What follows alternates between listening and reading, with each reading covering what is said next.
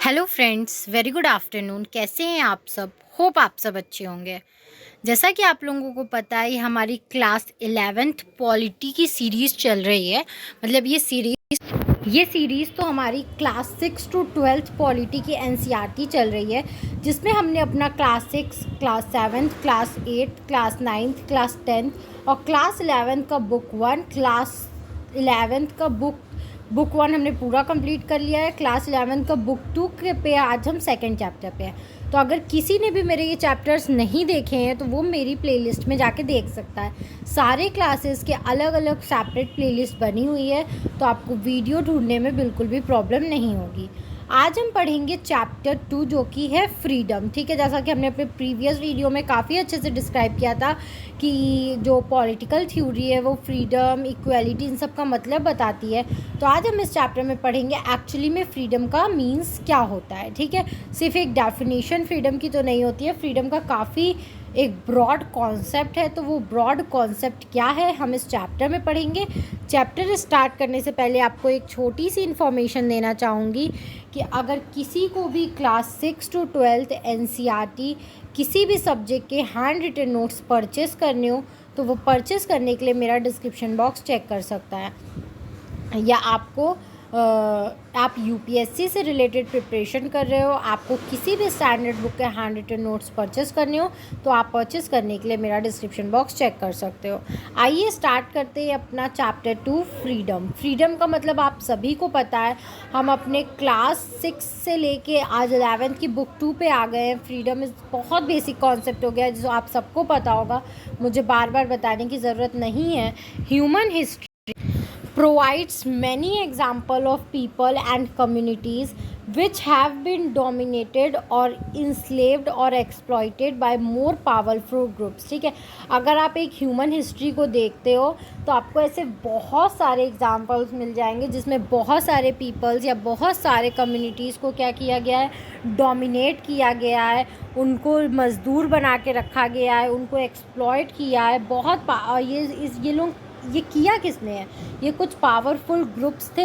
जो भी ऐसा हो जाता है कि जब किसी के पास पावर्स आ जाती है, उनको एक पावरफुल कम्युनिटी या ग्रुप मिल जाता है, तो उनसे जो लेसर लोग होते हैं वो उनको क्या कर देते हैं, डोमिनेट करना शुरू कर देते हैं। तो ऐसा हमारे ह्यूमन हिस्ट्री में बहुत बार देखा गया और बहुत सारे एग्जाम्पल्स हमारे पास हैं।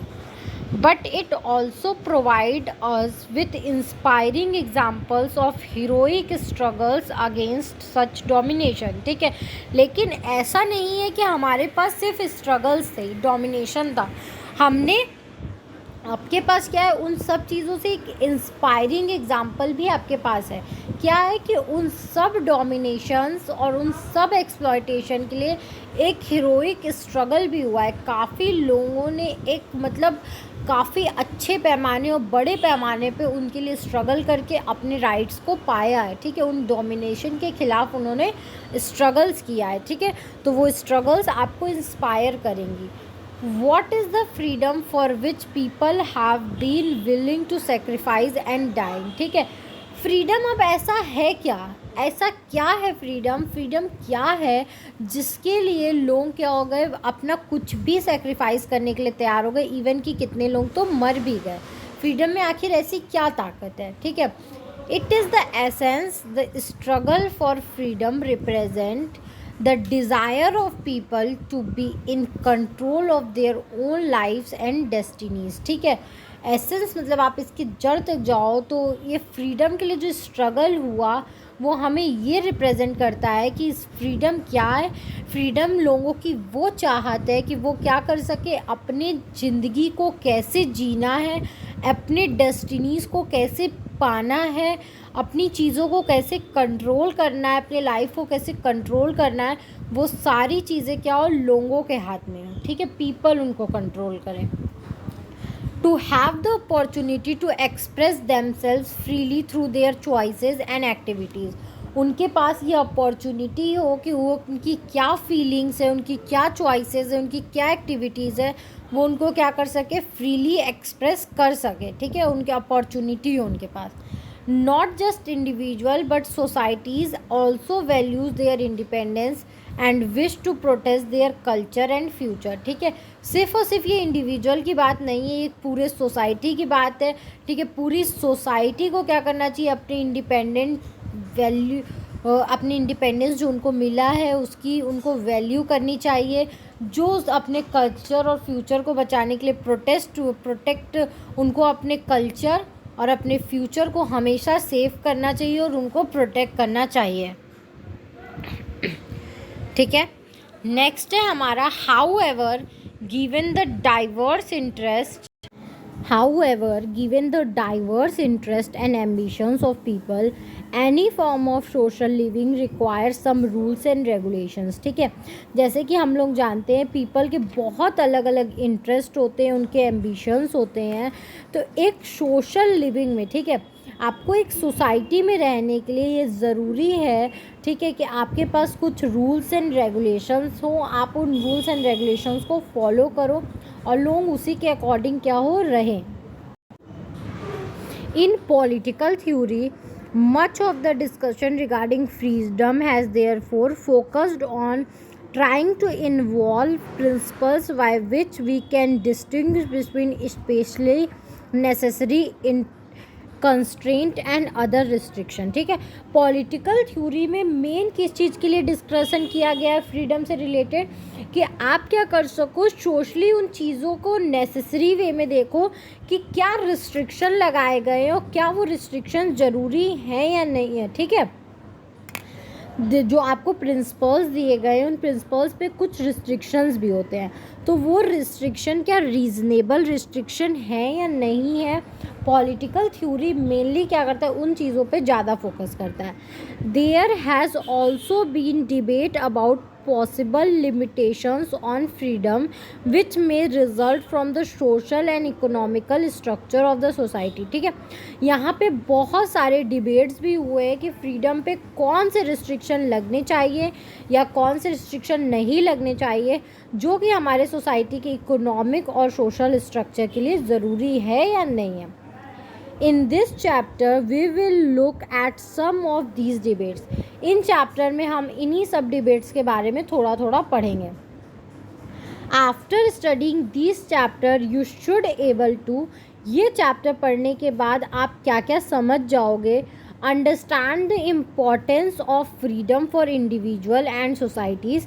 पहली बात तो आपको ये पता चल जाएगी कि फ्रीडम इंडिविजुअल और सोसाइटीज़ के लिए कितना ज़रूरी है और क्यों। Plus explain the differences between the negative and positive dimensions of freedom, ठीक है। आपको फ्रीडम के जो निगेटिव आस्पेक्ट्स है और पॉजिटिव आस्पेक्ट्स है वो दोनों ही आस्पेक्ट पता चल जाएगा और उन दोनों में डिफरेंस पता चल जाएगा। Explain what is mean by term harm principal, और फिर आपको पता चलेगा एक टर्म है हार्म प्रिंसिपल, उस प्रिंसिपल का आपको मतलब और चीज़ें पता चलेंगी कि उसके अंदर क्या होता है। फिर है यहाँ पे द आइडियल ऑफ फ्रीडम, ठीक है, कि फ्रीडम का आइडियल क्या है। तो फर्स्ट आइडियल है हमारा लॉन्ग वर्क फॉर फ्रीडम, ठीक है। ये जो हमें आज फ्रीडम देखने को मिलती है वो ऐसे ही फ्री फंड का नहीं है, इसके पीछे बहुत ज़्यादा काम हुए हैं, ठीक है, बहुत वर्क करना पड़ा है इस फ्रीडम के लिए। फ्रीडम फॉर फियर, ठीक है। दूसरा होता है कि हमें डर भी रहता है फ्रीडम का, ठीक है। वो चीज़ें अभी आप आगे पढ़ोगे अच्छे से। From these two books of Nelson Mandela and Aung San Suu Kyi, ठीक है, ये दो बुक है, एक तो पहली है नेल्सन मंडेला की और दूसरी है ऑन्ग सैन सू क्यू की, ठीक है। देखो ये वाली बुक है हमारी नेल्सन मंडेला की और ये वाली बुक है हमारी ऑन्ग सैन सू क्यू की। We can see the power of the ideal of the freedom, ठीक है। इसमें हमें एक फ्रीडम के पावर के बारे में पता चलता है, उसके आइडियल के बारे में पता चलता है। An ideal that was at the center of our national struggle and the struggle of the peoples of Asia, Africa against British, French and Portuguese colonialism, ठीक है। ये हमें आइडियल पता चलता है कि कैसे ये हमें आज फ्रीडम मिला है, तो इस फ्रीडम के पीछे नेशनल स्ट्रगल्स हुए हैं, ठीक है। लोगों ने स्ट्रगल्स किए हैं, कहाँ कहाँ के लोगों ने स्ट्रगल किए हैं, जैसे अफ्रीका के, किसके खिलाफ किए, अफ्रीका एशिया के लोग, जैसे ब्रिटिश, फ्रेंच, पोर्तुगीज़, ठीक है। ऐसा नहीं है कि हम सुनते हैं तो हमारे पास सिर्फ और सिर्फ ब्रिटिशर्स के नाम आते, नहीं, फ्रेंच, पोर्तुगीज़, हर किसी का क्या था, एक स्ट्रगलिंग फेस था, हमने हर किसी से फाइट की है अपने आप को फ्री बनाने के लिए, ठीक है। नेक्स्ट है हमारा व्हाट इज़ फ्रीडम। अब फ्रीडम है क्या? Freedom is absence of constraints exist when external constraint on the individual are absent, ठीक है। यहाँ पे कोई भी रुकावट नहीं होती है जब एक्सटर्नली एक इंडिविजुअल को किसी भी काम के लिए रोका ना जाए, तो उसी को हम लोग बोलते हैं freedom. In terms of these definition, an individual could be considered free if he or she is not subject to external control or coercion and is able to make independent decision and act in an autonomous way, ठीक है। ये क्या होता है? अगर आप इस definition को देखो तो आप समझोगे कि एक इंडिविजुअल क्या है, वो क्या चाहता है, वो क्या करना चाहता है, वो अपने फैसले खुद ले सके और उसको बाहर की कोई एक्सटर्नल फोर्स ना रोके, वो अपने अकॉर्डिंग ऑटोनॉमस वे में क्या कर सके, एक्ट कर सके। However, absence of constraint is only one dimension of freedom, ठीक है।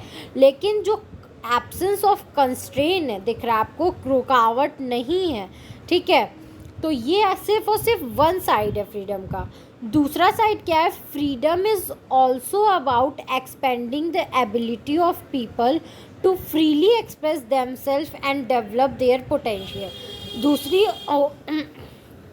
दूसरी ओर क्या होता है कि फ्रीडम एक अपॉर्चुनिटी भी है लोगों के लिए, उनकी एबिलिटी को बढ़ाता है कि वो फ्रीली क्या कर सके, अपने एक्सप्रेशन, अपने व्यूज़, अपने पोटेंशियल को क्या कर सके, फ्रीली एक्सप्रेस कर सके और अपने पोटेंशियल को डेवलप कर सके।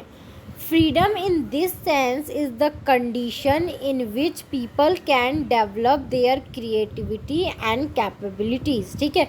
फ्रीडम एक ऐसा तरीका है, एक ऐसा कंडीशन है जहाँ पे लोग क्या करते हैं, अपनी क्रिएटिविटी और अपनी कैपेबिलिटी दोनों को डेवलप और इन्हांस करते हैं। Both these aspects of freedom, the absence of external constraint as well as the existence of condition in which people can develop their talent are important, ठीक है। ये जो दोनों एस्पेक्ट्स हैं फ्रीडम के, पहला तो एक्सटर्नल कंस्ट्रेंट नहीं होगा और दूसरा जो कंडीशंस दिए गए हैं, उन दोनों ही कंडीशन में क्या होता है, लोग अपने जो टैलेंट है उसको डेवलप करता है, ये ज़रूरी है। A free society would be one which enables all its members to develop their potential with the minimum of social constraint, ठीक है। एक फ्री सोसाइटी क्या होती है? एक फ्री सोसाइटी वो होती है जो कि अपने मेंबर्स के पोटेंशियल को डेवलप करती है, ठीक है, with the minimum social constraint, ठीक है, कम से कम रोक टोक करके। No individual living in a society can hope to enjoy total absence of any kind of constraint or restriction. कोई भी इंडिविजुअल अगर सोसाइटी में रह रहा है, कहीं भी रह रहा है, तो वो ये नहीं मान सकता या वो उसको पूरी टोटल फ्रीडम नहीं मिल सकती, उस पर किसी ना किसी तरीके के कंस्ट्रेंट्स और रिस्ट्रिक्शंस होंगे, ठीक है। किसी भी तरीके का कंस्ट्रेंट्स या रिस्ट्रिक्शन ना हो, ऐसा पॉसिबल नहीं है। It becomes necessary then to determine which social constraints are justified and which are not, which are acceptable and which should be removed, ठीक है। तो अब जब कंस्ट्रेंट की बात हुई है तो हमें ये जानना भी ज़रूरी है कि कौन सा कंस्ट्रेंट ज़रूरी है, सही है, जस्ट है, कौन सा एक्सेप्टेबल है और कौन से कंस्ट्रेंट को हमें हटाना चाहिए। To understand which social constraints are necessary, discussion of freedom need to look at the core relationship between the individual and the society or group, community or state within which he or he is placed, ठीक है। अब कौन सा social constraint necessary है, इसका discussion करने के लिए हमें क्या करना पड़ेगा, एक सोसाइटी, एक इंडिविजुअल, एक ग्रुप, एक कम्युनिटी में क्या कैसा रिलेशन है, ये जानना ज़्यादा ज़रूरी है जहाँ पे वो लोग रह रहे हैं, ठीक है। That is we need to examine the relationship between individual and society, ठीक है। ये हमें ज़रूरी है कि हम एक इंडिविजुअल और एक सोसाइटी की जो रिलेशनशिप है उनको एग्ज़ामिन करें। क्यों? To put it another way, freedom also has a positive dimension, ठीक है, कि उन पे ये चीज़ पुट कर सकें।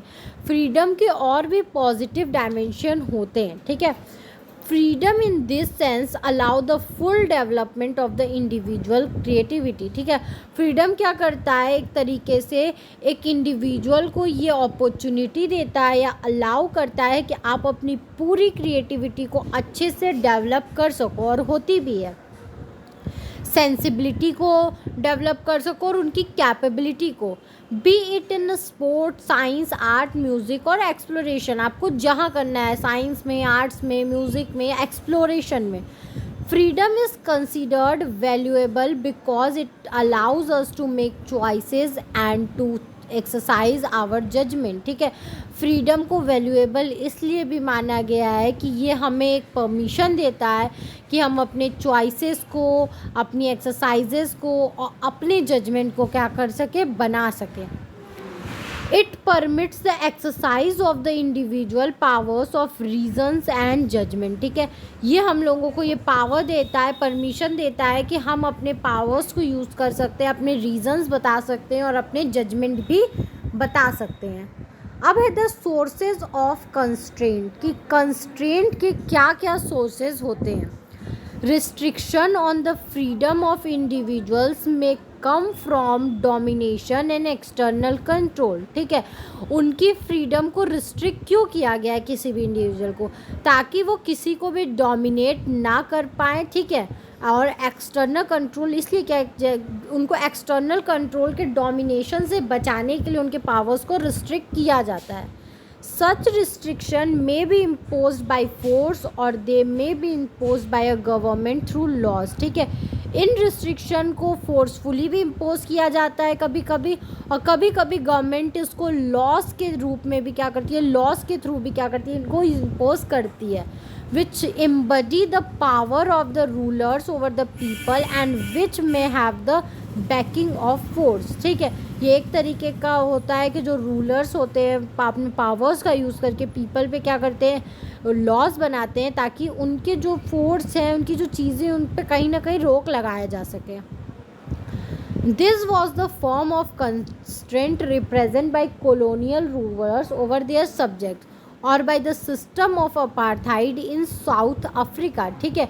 कुछ सिस्टम्स ये भी होते हैं, कॉलोनियल रूलर्स ने जैसे किया था, उन्होंने क्या किया था, अपार्थाइड सिस्टम, जैसे कि वहाँ पे क्या किया गया था, रोक लगाया गया था। वहाँ पे रोक किस बेसिस पे लगाया गया था, ब्लैक एंड वाइट के बेसिस पे लगाया गया था, ठीक है। इसी को हम लोग अपार्थाइड सिस्टम भी बोलते हैं। Some form of government may be inevitable, but if the government is a democratic one, the member of a state could retain some control on their ruler, ठीक है। कुछ गवर्नमेंट ऐसी होती हैं जो कि क्या करती हैं, इनविटेबल होती हैं, ठीक है। जो जिनको क्या होता है, राजा, उनके बेटे, उनके बेटे, उनके बेटे होते हैं, वो इनविटेबल होते हैं, उनको हम नहीं हटा सकते। लेकिन जब डेमोक्रेसी की बात आती है तो वहाँ के मेंबर्स को, वहाँ के स्टेट के मेंबर्स को ये अधिकार होता है कि वो अपने रूलर्स पे भी क्या करते हैं, कंट्रोल करते हैं। That is why democratic government is considered to be an important means of protecting the freedom of people। इसीलिए डेमोक्रेटिक गवर्नमेंट को एक ऐसा मीन्स ऑफ गवर्नमेंट बोला गया है जो कि हमारे फ्रीडम ऑफ पीपल को प्रोटेक्ट करने का काम करते हैं। That is why democratic government is considered to be an important means of protecting freedom of people. But constraints on freedom can also result from social inequality of the kind of implicit in the caveat system or which result from extreme in economic inequality in the society, ठीक है, caste system, ठीक है। लेकिन freedom तो जैसा कि हम लोग जान रहे हैं, डेमोक्रेटिक फॉर्म ऑफ गवर्नमेंट जो है कि वो हमारे फ्रीडम को प्रोटेक्ट करती है। लेकिन जब हम कंस्ट्रेंट लगाने की बात करते हैं फ्रीडम पे, तो ये एक तरीके का क्या होता है, इनइक्वालिटी होता है, ठीक है। जैसे कि कास्ट सिस्टम के साथ हम लोग करते हैं, जो कि हमारा एक बहुत बड़ा इकोनॉमिक इनइक्वालिटी हमें देखने को मिलता है। The quotation from Subhash Chandra Bose on freedom draws attention to the need for the country work to remove such constraint. ठीक है, जो सुभाष चंद्र बोस का एक कोटेशन था वो हमारा फ्रीडम की तरफ अटेंशन ले जाता है कि हमें कुछ कंस्ट्रेंट्स ऐसे हैं जिनको रिमूव करने की ज़रूरत है, जैसे caste system.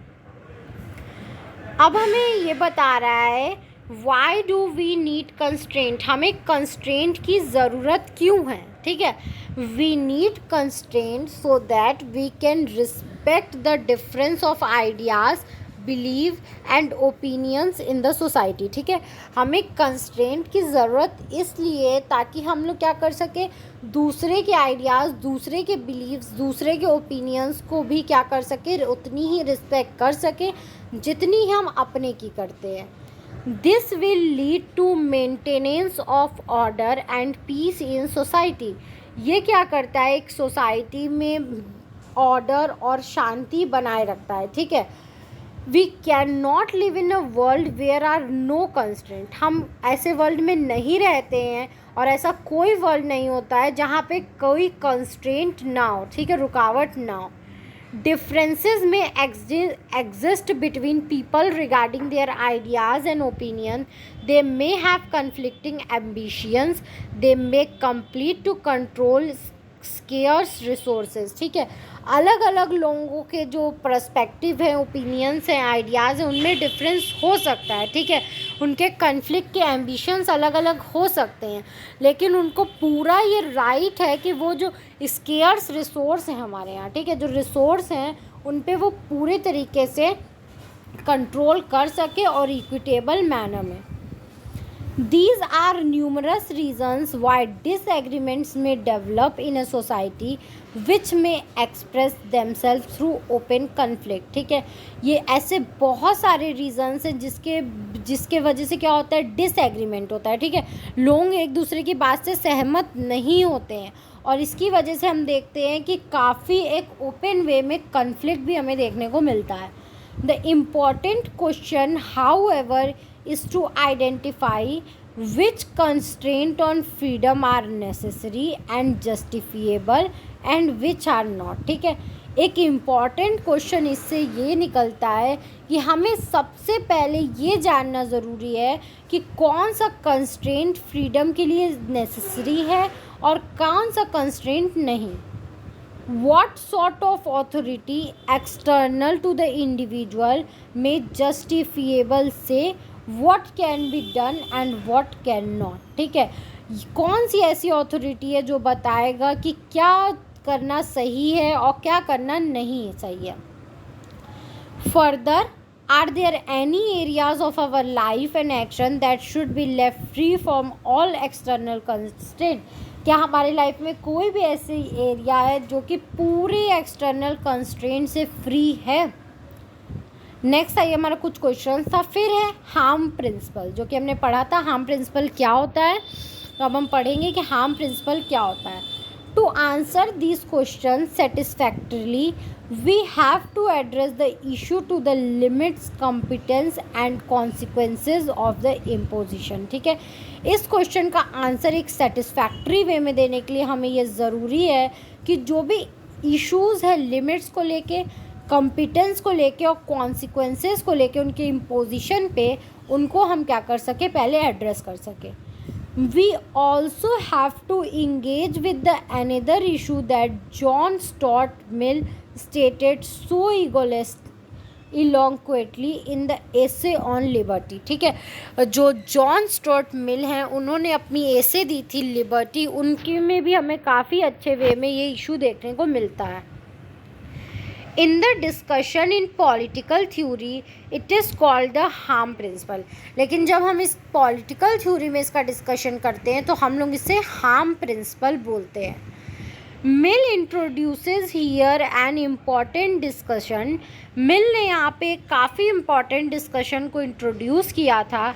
He distinguish between self regarding action, that is those actions that have consequences only for the individual action and nobody else, and other regarding actions, that is those actions that also have consequences for others।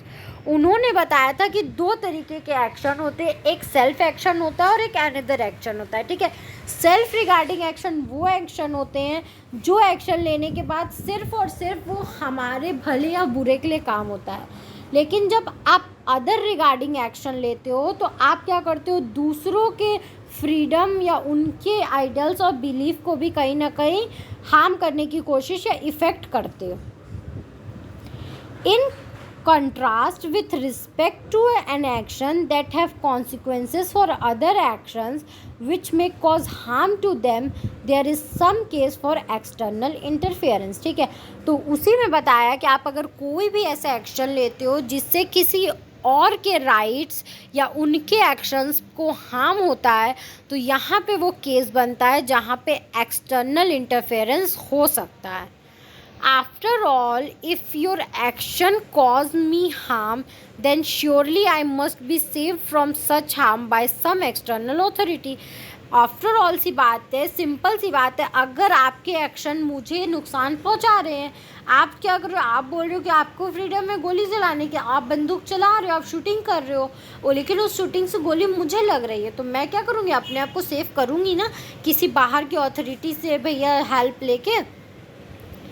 In this case, it is the state which can constrain a person from acting in a way that causes harm to someone else। ठीक है, तो उस case में क्या होता है, उस case में जो हमारी स्टेट होती है वो उन लोगों पे रोक लगाती है कि आप ऐसी हरकतें नहीं कर सकते हो कि आप किसी और को हार्म पहुंचाओ। Freedom is at the core of human society, is so crucial for the dignified human life, it should only be constrained in special circumstances। ठीक है, फ्रीडम एक ह्यूमन सोसाइटी का कोर है। ठीक है, ये हर ह्यूमन लाइफ की डिग्निटी को क्या करता है, क्रूशियल रोल प्ले करता है। इसलिए ये ज़रूरी है कि जब भी आप फ्रीडम पे कोई भी कंस्ट्रेंट लगा रहे हो तो उसके लिए कुछ स्पेशल सर्कमस्टांसेस होने चाहिए, तभी आप लगाओ। The harm caused must be serious, जब हार्म क्या हो, बहुत सीरियस हो तब। In the constitutional discussion in India the term used for such justifiable constraint is reasonable restriction. और आप अगर इस चीज़ को, आप जस्टिफिएबल कंस्ट्रेंट को आप कॉन्स्टिट्यूशनली वर्ड में देखोगे तो वहाँ पे इसे रीजनेबल रिस्ट्रिक्शन का नाम दिया गया है। The restriction may be there but be reasonable. ठीक है, रिस्ट्रिक्शन होना चाहिए लेकिन वो रिस्ट्रिक्शन रीज़नेबल होना चाहिए। That is capable of being defended bye reasons not excessive. ठीक है, मतलब अगर आप रिस्ट्रिक्शन लगा रहे हो तो आपको उसे डिफेंड करने का पूरा रीज़न होना चाहिए कि इस वजह से मैंने ये रिस्ट्रिक्शन लगाया है। ठीक है, not out of proportion to the action being restricted, वो बहुत ज़्यादा नहीं होना चाहिए, वो एक प्रपोर्शन में होना चाहिए। Since that it would be impinge on the general condition of freedom in society. ठीक है, कि वो एक कंडीशंस होनी चाहिए सोसाइटी में। ठीक है, ताकि उसी कंडीशंस को एक मतलब सही कंडीशन बनाए भी रखे और कुछ ऐसी कंडीशन हो जिन पे वो रिस्ट्रिक्शन लगाए भी जाएँ। We must not develop a habit of imposing restriction since such a habit of. ठीक है, हमने क्या किया है, अभी तक भी हर चीज़ पे रिस्ट्रिक्शन लगाने का हैबिट नहीं बनाया है। ठीक है, क्योंकि habit is a detrimental to freedom, क्योंकि अगर ये हैबिट हो जाएगी तो ये कहीं ना कहीं फ्रीडम के लिए डिटरमेंटल हो जाएगी, जो कि सही बात नहीं है। अब यहाँ पे बताया है दो तरीके की लिबर्टी होती है, फ्रीडम और liberty, negative and positive liberty. ठीक है, liberty has been divided into positive liberty and negative liberty. Liberty को यहाँ दो पार्टों में डिवाइड किया गया है, positive liberty and negative liberty में। Negative liberty is an area where there cannot be any interference by anyone, whether it be state, family, community, etc। ठीक है, निगेटिव लिबर्टी वो लिबर्टी होती है जहाँ पे आपको कोई भी किसी भी काम के लिए इंटरफेयर नहीं करेगा, चाहे वो स्टेट हो, चाहे वो फैमिली हो, चाहे वो कम्युनिटी हो। Positive liberty is an area where the state can interfere in the lives of an individual to expand their liberty.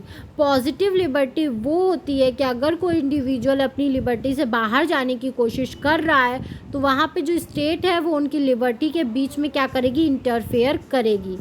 For example state can make education compulsory for all children. जैसे क्या किया, उनको लगा education उनका मामला है लेकिन यहाँ पे स्टेट को इंटरफेरेंस की ज़रूरत लगी तो उसने एजुकेशन कंपल्सरी कर दिया सब बच्चों के लिए. In this way state can help in making the lifes of people better. इसके पीछे इसका मोटिव क्या था कि स्टेट हर बच्चों की लाइफ को बेहतर बनाना चाहती है. ठीक है. फिर यहाँ पे negative liberty. It explains the idea freedom from. ठीक है, ये हमें एक आइडिया देता है कि हमें फ्रीडम है पूरी चीज़ की. This mean freedom from state, family, community, authority etcetera. इसका मतलब है कि हमें स्टेट, फैमिली, कम्युनिटी, अथॉरिटी कोई भी किसी चीज़ के लिए रोकेगा टोकेगा नहीं. So this is the area where an no authority can interfere is negative liberty. ये वो एरिया होता है जहाँ पे कोई भी अथॉरिटी किसी को इंटरफेयर नहीं करेगी. तो इस टाइप के अथॉरिटी को हम लोग लिबर्टी को निगेटिव लिबर्टी बोलते हैं. An individual can do what ever he और शी वॉन्ट्स टू डू. एक इंडिविजुअल वो सारे काम कर सकता है जो वो करना चाहता हो. ठीक है.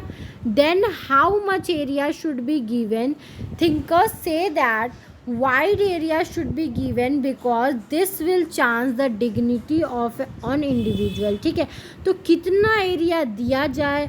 थिंकर्स बोलते हैं कि बड़ा एरिया देना चाहिए क्योंकि ये हमारे फ्रीडम के डिग्निटी के इंडिविजुअल के डिग्निटी का बात होता है. For example state should not interfere in what clothes you wear, what to read, where to go for travelling and what to ईट.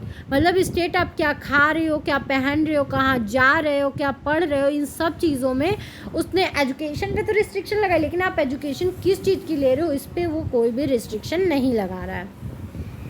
ठीक है. अब हम पॉजिटिव लिबर्टी की बात पढ़ते हैं. It explains the idea freedom to. हमें किस किस चीज़ की फ्रीडम मिली है इसमें. ठीक है. It means freedom to work, freedom to write, read, learn, play. For these we need state because when state provides education then only we can write, read and learn. ठीक है.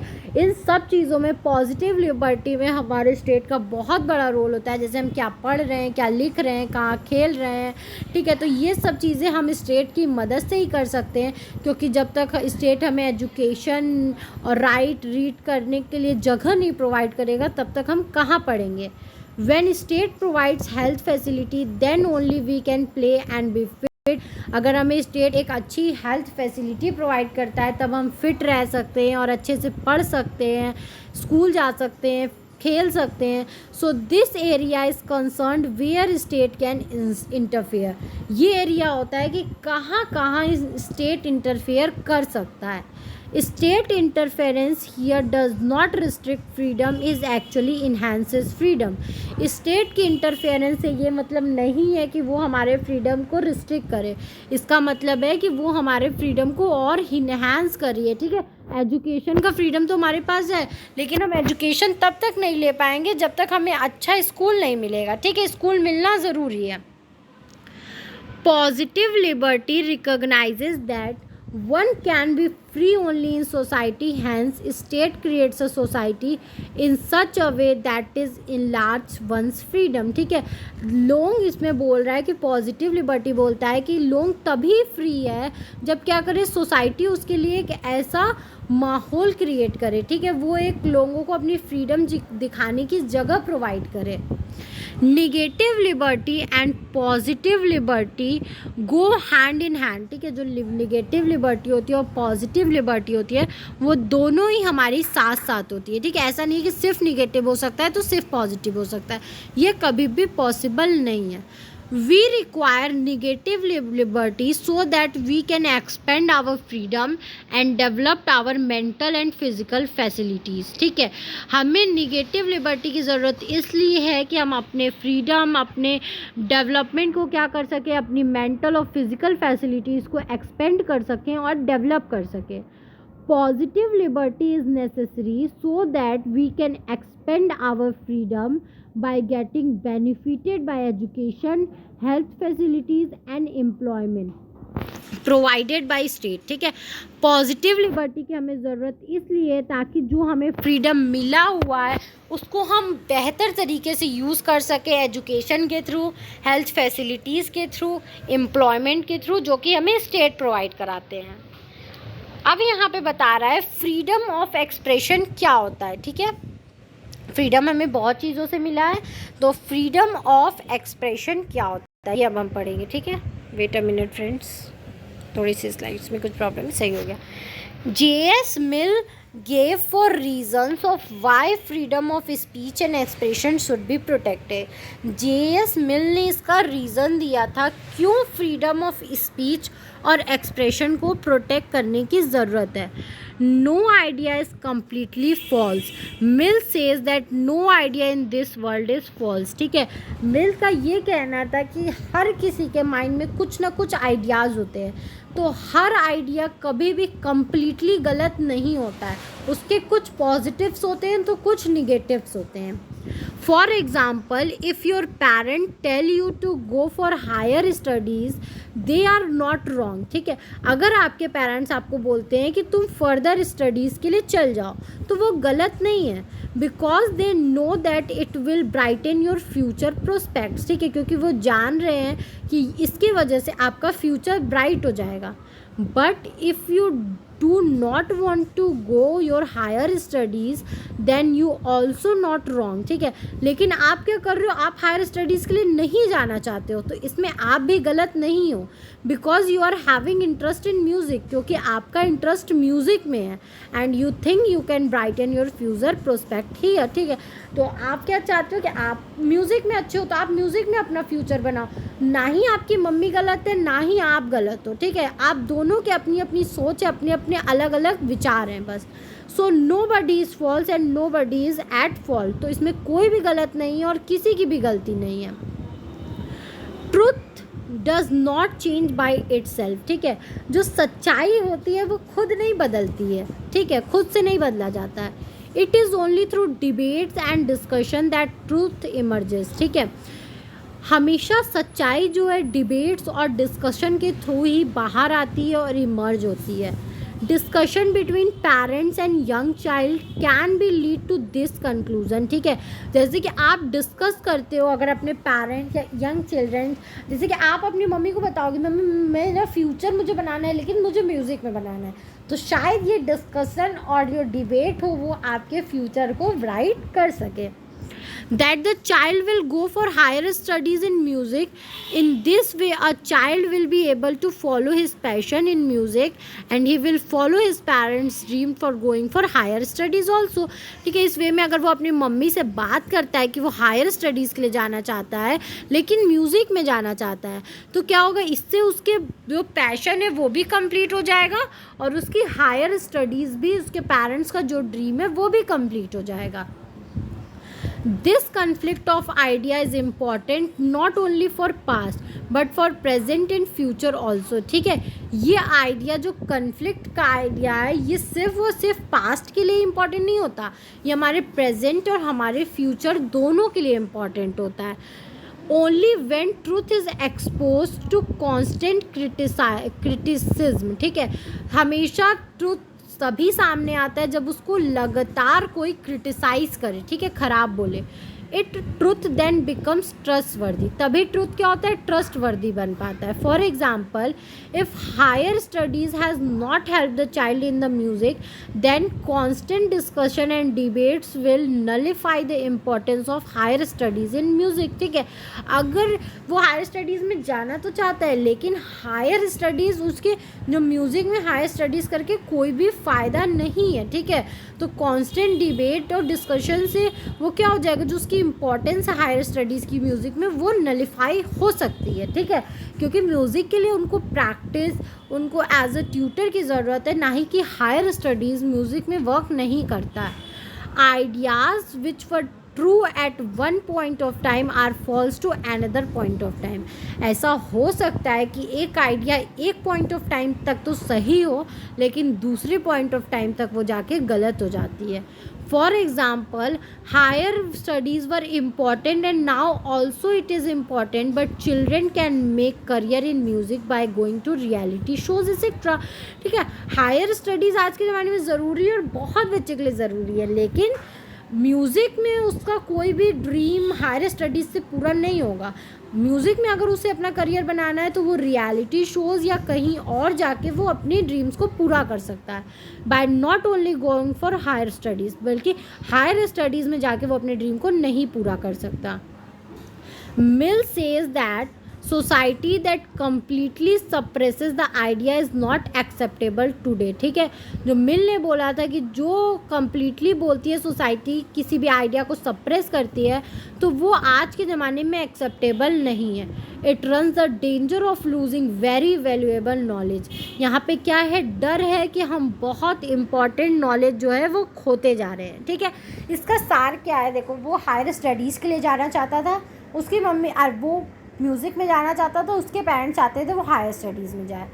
एक टाइम के लिए अगर वो अपने पेरेंट्स की बात मान लेता है, वो अगर म्यूज़िक में हायर स्टडीज़ करता है, चल तो जाता है, ठीक है, लेकिन क्या होता है, म्यूज़िक उसके लिए, हायर स्टडीज़ तो अच्छा है, हायर स्टडीज़ जो है वो बहुत अच्छा है सोसाइटी के लिए। एक पॉइंट ऑफ टाइम में हायर स्टडीज़ सही है, लेकिन म्यूज़िक के फील्ड में हायर स्टडीज़ सही नहीं है। ठीक है, तो यही बता रहा है, एक पॉइंट ऑफ टाइम में हायर स्टडीज़ सही है तो दूसरे टाइम में वो गलत है। ठीक है, तो कोई भी नॉलेज ना ट्रूली एक्सेप्टेबल नहीं होता है। ठीक है, उसको डायरेक्टली सप्रेस नहीं कर सकते हैं, ख़राब नहीं बोल सकते हैं, क्योंकि यहाँ पे डेंजर होता है कि एक शायद कुछ अच्छी वैल्यूएबल नॉलेज हम खोते जा रहे हैं अपनी सोसाइटी से। तो ये चैप्टर हमारा यहीं तक था। आई होप आपको ये चैप्टर समझ में आया हो। अगर फिर भी आपको कहीं भी कोई भी दिक्कत हो तो आप मुझे कमेंट सेक्शन में कमेंट करके पूछ सकते हैं। Thank you very much for watching my video and please please please like, subscribe and share my channel. आपको इस सब्जेक्ट या किसी भी सब्जेक्ट के नोट्स परचेज़ करने हो तो आप मेरा डिस्क्रिप्शन बॉक्स चेक कर सकते हैं। Class 6 to 12 handwritten NCERT के नोट्स परचेज़ करने हो तो आप मेरा डिस्क्रिप्शन बॉक्स चेक करिएगा। अगर आप UPSC की प्रिपरेशन कर रहे हो, आपको उसके लिए किसी भी स्टैंडर्ड बुक के हैंड रिटन नोट्स परचेज़ कर रहे हो, तो भी आप क्या कर सकते हो, मेरा डिस्क्रिप्शन बॉक्स चेक कर सकते हो। Thank you very much and please please please support me.